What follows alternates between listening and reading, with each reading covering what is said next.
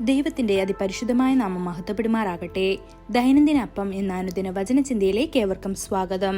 ഇന്ന് ലോകത്തിന്റെ അല്ല എന്ന വിഷയത്തെ ആസ്പദമാക്കി ചില കാര്യങ്ങളെ നമുക്ക് ചിന്തിക്കാം. അതിനാധാരമായ ഒരു വാക്യം വായിക്കാം.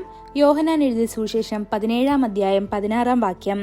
ഞാൻ ലൗകികനല്ലാത്തതുപോലെ അവരും ലൗകികന്മാരല്ല.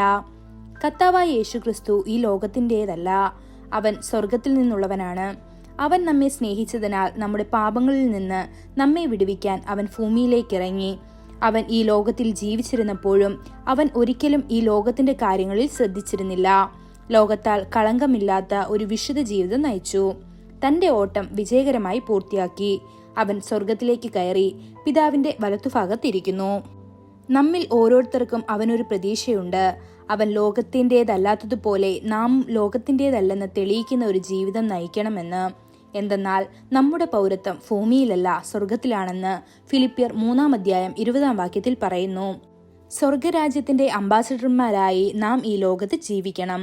ഈ ലോകത്തിന്റെ അധിപതിയായ പിശാച് ദൈവത്തിന്റെ ശത്രുവാണ്. അവൻ നുണയനും നുണയന്റെ പിതാവുമാണ്. അവൻ മോഷ്ടിക്കാനും കൊല്ലാനും നശിപ്പിക്കാനും വരുന്നു. അവന്റെ സൗഹൃദം, അവന്റെ കാമങ്ങൾ, ആഗ്രഹങ്ങൾ എന്നിവയൊന്നും നിങ്ങളുടെ അടുത്ത് വരാൻ അനുവദിക്കരുത്.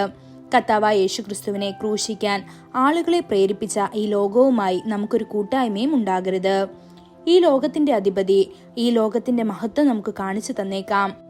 ചൂതാട്ടത്തിനും മദ്യപാനത്തിനും നിങ്ങളെ ക്ഷണിച്ചുകൊണ്ട് അവൻ നിങ്ങളെ വശീകരിച്ചേക്കാം.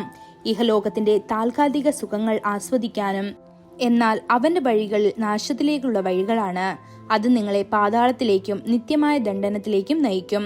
കർത്താവായ യേശു തന്നെ കാത്തു സൂക്ഷിക്കുകയും ലോകം തന്നിലേക്ക് വരുന്നില്ലെന്ന് ഉറപ്പാക്കുകയും ചെയ്തു. അതുകൊണ്ടാണ് തന്റെ ലൗകിക ജീവിതത്തിന്റെ അവസാനത്തിൽ യോഹന്നാൻ 14-ാം അധ്യായം 30-ാം വാക്യത്തിൽ അവൻ ഇപ്രകാരം പറഞ്ഞത്, ലോകത്തിന്റെ പ്രഭു വരുന്നു, അവൻ എന്നോട് ഒരു കാര്യവുമില്ല എന്ന്. ഇതേപോലെ വിജയത്തോടെ അവന് പ്രഖ്യാപിക്കാൻ കഴിഞ്ഞു. ഈ ലോകത്തിലെ ജനങ്ങളോടുള്ള ഉപദേശം എന്താണ്? എല്ലാവരുമായും ഒത്തുപോകാൻ അവർ നിങ്ങളോട് പറയുന്നു. എല്ലാവരോടും സൗഹൃദം പുലർത്താൻ, വിട്ടുവീഴ്ചയില്ലാതെ ജീവിതം നയിക്കാനാണ് അവൻ നിങ്ങളോട് പറയുന്നത്. എന്നാൽ നമ്മുടെ കർത്താവ് നമുക്ക് വേർപിരിയലിന്റെ ഒരു ജീവിതം കാണിച്ചു തരുന്നു. നമ്മുടെ ഓഫീസിൽ മറ്റു മതസ്ഥർക്കൊപ്പം ജോലി ചെയ്താലും നമ്മൾ അവരിൽ നിന്ന് വേർപിരിയുന്നു.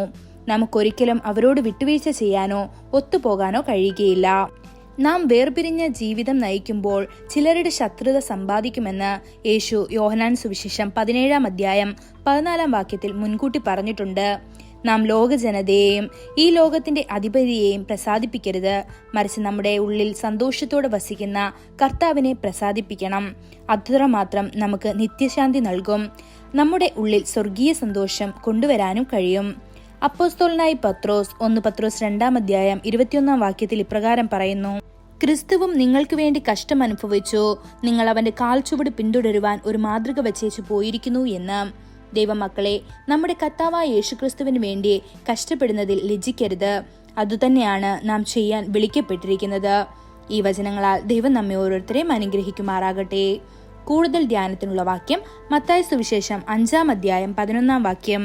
എന്റെ നിമിത്തം നിങ്ങളെ പഴിക്കുകയും ഉപദ്രവിക്കുകയും നിങ്ങളെ കൊണ്ട് എല്ലാ തിന്മയും കളവായി പറയുകയും ചെയ്യുമ്പോൾ നിങ്ങൾ ഭാഗ്യവാന്മാർ. ഇന്നത്തെ ബൈബിൾ വായന രാവിലെ സങ്കീർത്തനങ്ങൾ 7, 8, 9 അധ്യായങ്ങൾ. വൈകുന്നേരം അപ്പോസ്തല പ്രവൃത്തികൾ 18-ാം അധ്യായം. ആമേൻ.